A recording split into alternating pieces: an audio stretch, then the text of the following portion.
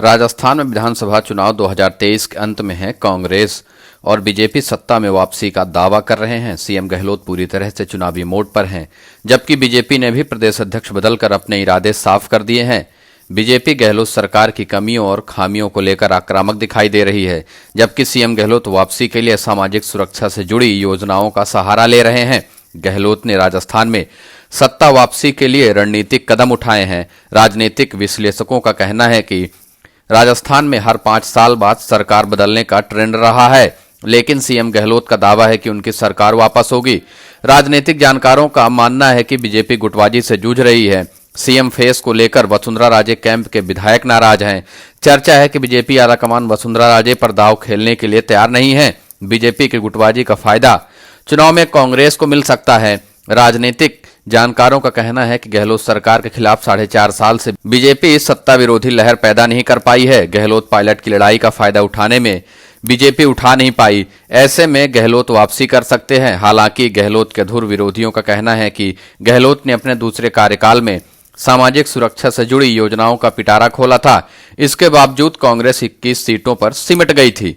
गहलोत वापसी के लिए कल्याणकारी और मुफ्त योजनाओं का सहारा ले रहे हैं। लगभग हर सभा में सीएम ओपीएस और सामाजिक सुरक्षा से जुड़ी योजनाओं का बखान कर रहे हैं। सीएम गहलोत ने अपने कार्यकाल में कई लोक कल्याणकारी योजनाओं की शुरुआत की है। दूसरे दिग्गज नेताओं के टिकट कटेंगे। वहीं दूसरी तरफ दिग्गज नेताओं के टिकट काटने की भी तैयारी है। 2003 और 2013 में रहते हुए गहलोत सरकार को करारी हार का सामना करना पड़ा था। हार की बड़ी वजह दिग्गज मंत्रियों और विधायकों का चुनाव हारना था। चर्चा है कि इस बार कांग्रेस पार्टी इससे सबक लेकर कई वरिष्ठ नेताओं के टिकट काट सकती है। प्रदेश प्रभारी सुखजिंदर सिंह रंधावा ने इसके संकेत भी दे दिए हैं। रंधावा ने कहा है कि पार्टी अपने स्तर पर सर्वे करवा रही है, जीतने वालों को ही टिकट दिया जाएगा। राजस्थान में एक सवाल और चल रहा है कि गहलोत बनाम कौन। कांग्रेस में आंतरिक गुटबाजी को लगाम लगाते हुए हाल ही में गहलोत ने कहा था कि मुख्यमंत्री ही चुनाव में पार्टी का चेहरा होता है। कुल मिलाकर अशोक गहलोत ने यह खुद ऐलान कर दिया कि उनके ही नाम पर चुनाव होगा। गहलोत के इस बयान का कांग्रेस आलाकमान की ओर से कोई खंडन नहीं किया गया, तो हाईकमान भी इस बयान का समर्थन कर रहा है।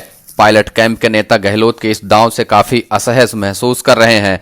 हालांकि पायलट कैंप की तरफ से सीएम फेस को लेकर कोई प्रतिक्रिया अभी तक तो नहीं आई है, लेकिन अंदर खाने पायलट कैंप के विधायक गहलोत के चेहरे पर चुनाव लड़ने के खिलाफ बताए जा रहे हैं।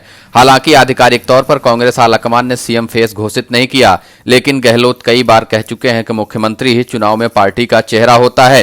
हाईकमान भले ही अशोक गहलोत को सीएम का फेस नहीं बता रहा हो, लेकिन गहलोत कई बार यह बात कह चुके हैं कि सीएम का फेस वही होंगे। बार बार यह कहना कि मुख्यमंत्री के नाम पर ही चुनाव लड़ा जाता है, तो वह इस बात को साबित करना चाहते हैं कि उनके ही नाम पर चुनाव होगा। हाईकमान की तरफ से अभी तक इस बात को लेकर कोई बयान नहीं दिया गया है। न ही प्रदेश प्रभारी सुखजिंदर सिंह रंधावा ने इस बात का खंडन किया। उन्होंने भी कुछ नहीं कहा कि सीएम का फेस कौन होगा, चुनाव हाईकमान के नाम पर होगा या फिर गहलोत के नाम पर होगा। अब गहलोत का यह बयान पायलट कैंप के नेताओं को रास नहीं आ रहा। दबी जुबान वह भी कह रहे हैं कि 2018 में भी पार्टी अध्यक्ष के नाते सीएम का फेस सचिन पायलट का था, लेकिन उनको मुख्यमंत्री नहीं बनाया गया।